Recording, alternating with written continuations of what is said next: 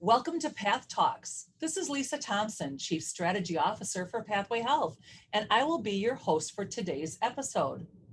Through this space, Pathway Health experts and other industry leaders will have an opportunity to share valuable insights that are focused on enhancing knowledge, sharing resources, and inspiring healthcare leaders along their career journey. Joining us today is Colleen Toby, Director of Consulting Services for Pathway Health. Welcome, Colleen. Welcome. And our topic for today is around dementia and the need for dementia training for post-acute care staff. You know, Colleen, there are many things that clinical and operational leaders need to consider related to dementia, especially with that growth of dementia across the United States.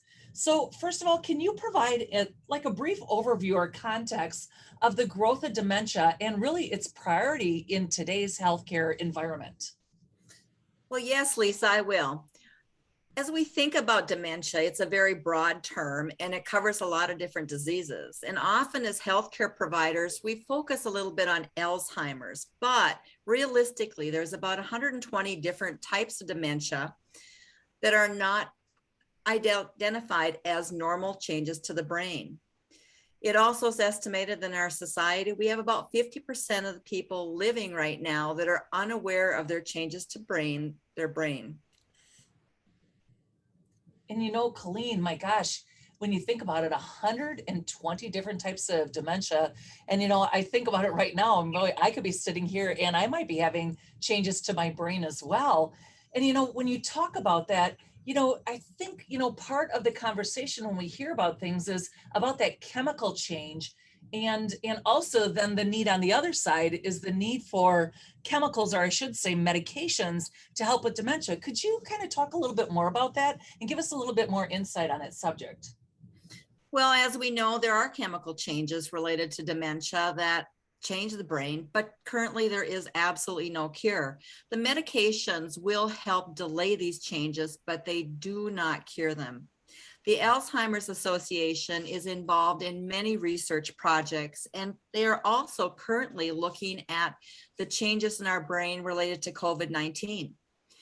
We do need to understand and care for our elderly individuals that dementia is a terminal disease. You know, and when you think about it, as you said, you know, there are so many changes, you know, the chemical changes, you know, the advancing of different medications that are helping individuals. And it is, as we all know, it is a life-ending disease, as you indicated, a terminal disease. And knowing all of this and knowing the growth of the aging population in the United States and the growth of dementia, as you discussed, it really is affecting our healthcare continuum across the nation. Could you tell us a little bit more about that and some insight that, and from what you're seeing as really someone who works with dementia across the United States? Well, we need to look at success and of course the quality of care for those individuals that experience dementia and one of the 120 different diseases. But dementia is going to touch every healthcare entity across the continuum of care, whether you are working in an assisted living or a long-term care, an LTAC, inpatient rehab, and of course acute care. Everyone needs to understand how to approach these individuals and also not to do to them, but to do with them. This will promote that quality of care. We need to assist family members to understand person-centered care and develop the skills to provide that culturally competent level of care in our society. You know, and when you talk about that, Colleen, you know, the good point is not to do to them, but to do with them or for them. You know, that is really a big insight. And as you said, it's impacting all the healthcare continuum. So it seems really that education is very important for all healthcare staff. What are your thoughts around dementia education and its importance in today's healthcare world? It's extremely important. Education is the keys to success to improve our quality of care of those experiencing dementia.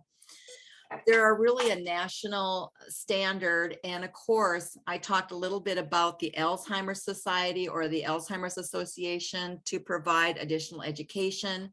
There is a partnership with the National Dementia Program. The Centers of Medicaid and Medicare Services will also provide that support. But these are just some of the resources from that national perspective.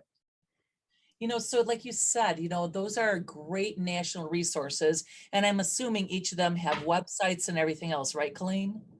Correct. Each state has individual websites to assist care providers with those dementia types of training. But all states do have that specific type of training. For example, Minnesota has a specific training on dementia. And as Pathway, we also provide resources, including quick paths and manuals. And I tell you, Colleen, again, the vastness and the expansiveness of dementia and dementia training, as you indicated, states have specific training, like you talked about. The state of Minnesota has specific training, and Pathway does that training as well. And I know you do specific training as well, don't you, Colleen, on dementia? Yes, I currently train dementia. It's called the Positive Approach to Care. It's the model that was developed by T.P. Snow, and it really trains us on that positive approach, understanding where that individual is, the level of disease processes affecting their brain, and altering how we approach doing with them again and not doing to them. So with that education, I know, and you're talking about all those different resources, today our episode is, a short time frame, just kind of giving a little keen insight for clinical leaders and operational leaders. So Colleen, I know people would like to reach out to you. How can they learn more information for you, and how can they contact you? Well, you can contact me at Colleen.Toby, COLLEEN.TOEBE at pathwayhealth.com.